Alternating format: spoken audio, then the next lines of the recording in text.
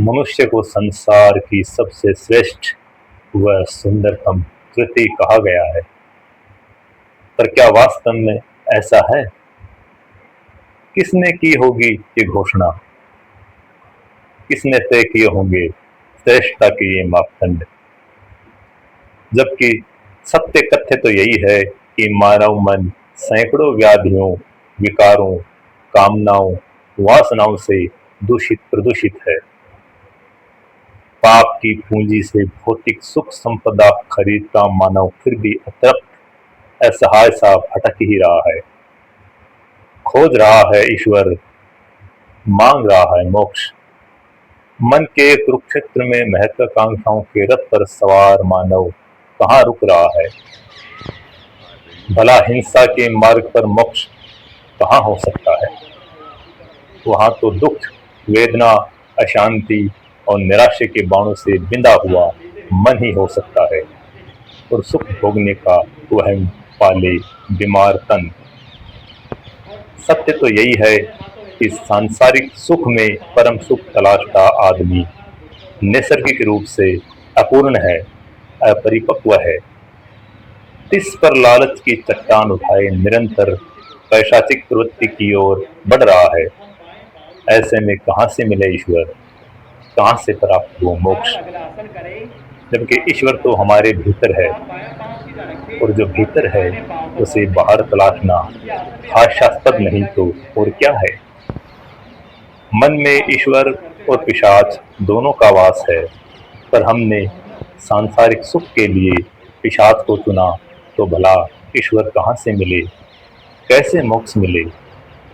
अगर वास्तव में ईश्वर की अनुभूति चाहिए तो बाहर की बजाय अपने भीतर उतरना होगा, और भीतर उतरने का केवल एक ही मार्ग है, योग। नमस्कार, मैं कपिल देवारी फुलपातली यूट्यूब चैनल में आप सभी का हार्दिक स्वागत करता हूँ। झुंझुनू के झुंझार सिंह पार्क में प्रति सुबह होने वाले योगाभ्यास का अवलोकन आप भी करें और योग को अपनाएं। योगाचार्य पवन कुमार जी सैनी के साक्षात्कार की प्रथम कड़ी अवश्य देखें और योग प्राणायाम के विषय में विस्तार से जानें।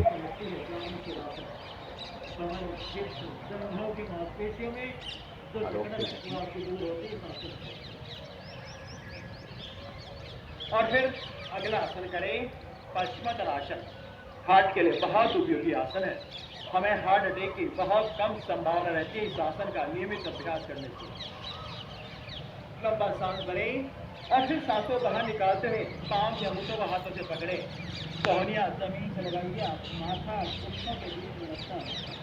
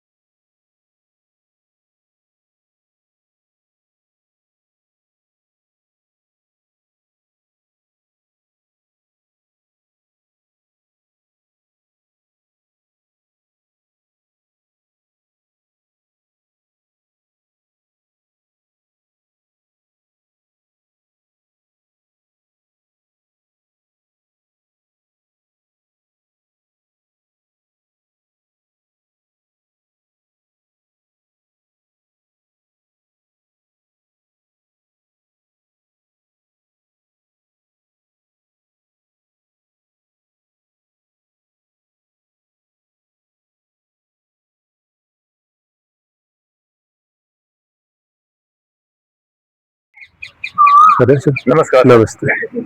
सर, आप ये जो वीर जुझार सिंह संस्थान है, इसके बारे में कुछ बताइए।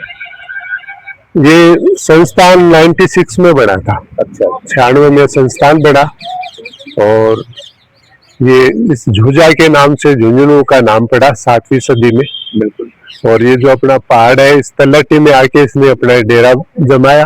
हाँ। ये पशुपालक था, एक तरह से लोगों की सहायता करता था और ये 6वीं 7वीं शताब्दी में इसकी बसाया। राजेंद्र जी कसवा की बुकाई है, पूरा इतिहास उन्होंने लिखा है। हाँ, बीकानेर से भी इनका इतिहास इकट्ठा करके लाए। अच्छा।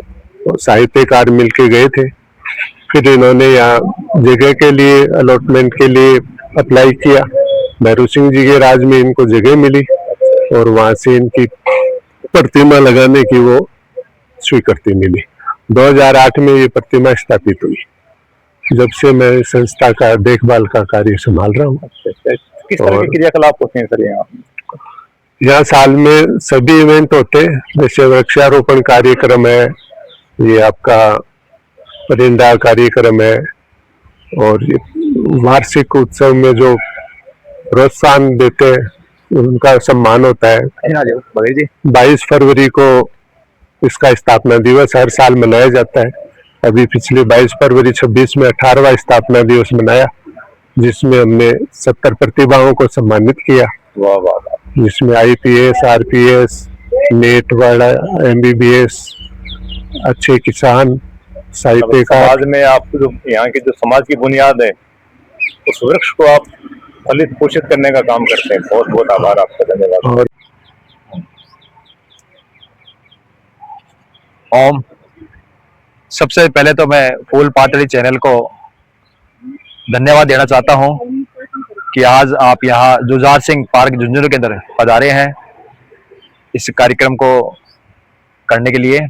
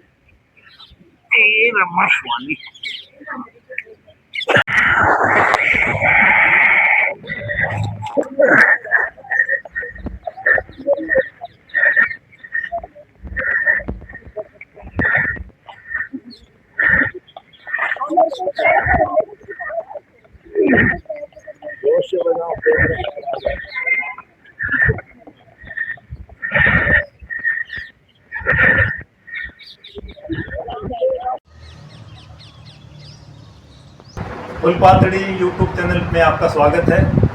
और साक्षात्कार की कड़ी में आज आपसे मिलाने जा रहे हैं पवन जी सैनी, योगा शिक्षक। आज समाज कमाई ने, देश कमाई ने अराजकता बढ़ती जा रही है। लोगों की मानसिकता है हिंसा के रूप में, अखबारों में, न्यूज़पेपरों में, टीवी चैनलों में और सोशल मीडिया पर देखता होगा। तो अब हिंसा को रूप समाज कमाने कहीं आ रहा है, बिल्कुल के कारण है। आप अगर गहराई में जावा तो कठिन कठापान है, समझ पाओगे कि जो मानवीयता खत्म हो रही है, उसके पीछे के कारण है, उसके पीछे के तत्व है और अपन कौन सी चीज़ों से दूर होगा। और अपन एक चुर का मान इकट्ठा जाना चाहिए, किस प्रेरणा लेनी चाहिए, क्या करना चाहिए। तो भी के बारे में आप चर्चा कर योगाचार्य जी पवन जी से कि भाई अपना अपनी जो पुरानी परंपरा है, जो पुराना संस्कार है और जो मानवता को जो मूल सिद्धांत है, दया, करुणा, मैत्री, ये सब दूर हो रहे हैं। क्या दूर हो रहे हैं, इससे कहीं आप पाछू जुड़ाव कर सका, एक बारे में बताओ। पवन जी बहुत बहुत स्वागत है थारो हमारे चैनल कमाई में। आज समाज में योग की बहुत ज़रूरत है। समाज को विघटन और एक माने योग ही भटकता आदमी ने रास्ते पर ला सका है, समाज की मुख्य धारा से कैसे जोड़ सके। तो इसके बारे में कुछ बताओ कि योग को कतों के महत्व है। बहुत बढ़िया प्रश्न आपने लिया है। सबसे पहले तो मैं आपका जो YouTube चैनल है फूल पातड़ी, उसको बहुत बहुत साधुवाद धन्यवाद देना चाहता हूँ कि आप यहाँ मेरे पतंजलि स्वदेशी केंद्र के ऊपर पधारे और मुझे इस योग के समझा आपने अपने YouTube चैनल के लिए कि आप योग के बारे में बताएं। देखो, आपने पूछा है कि आजकल समाज के अंदर जो विकृति आ रही है उसको हम योग के माध्यम से कैसे दूर कर सकते हैं। सरकार ने अनेक प्रकार के कठिन नियम बना रखे हैं, जिससे अगर कोई व्यक्ति किसी से बलात्कार करता है तो उसको मौत की सज़ा मिलती है। लेकिन फिर भी समाज में ये व्याभिचार, ये गलत बातें आते ये बहुत ज़्यादा हो रही है। छोटे छोटे बच्चों के साथ दुष्कर्म हो रहे हैं। उसका मूल कारण है विचार। जिस प्रकार से हम प्राणायाम का जब अभ्यास करते हैं, लंबा सांस भरते हैं, लंबा सांस बाहर छोड़ते हैं, तो इससे हमारे शरीर का शुद्धिकरण होता ही है, उसके साथ साथ मन का भी शुद्धिकरण भी होता है। और मन जब आपका शुद्ध रहता है तो हमारे विचारों की तरफ पवित्रता आती है, और जब आपके विचार पवित्र होंगे तो आपके आचरण की तरफ दिव्यता आएगी। योग से मानव महामानव बन जाता है। तो योग अगर हर व्यक्ति करना लग जाए तो ये समाज की तो जो कुरीतियाँ फैली हुई है वो कुरीतियाँ स्वतः अपने आप दूर हो जाएगी।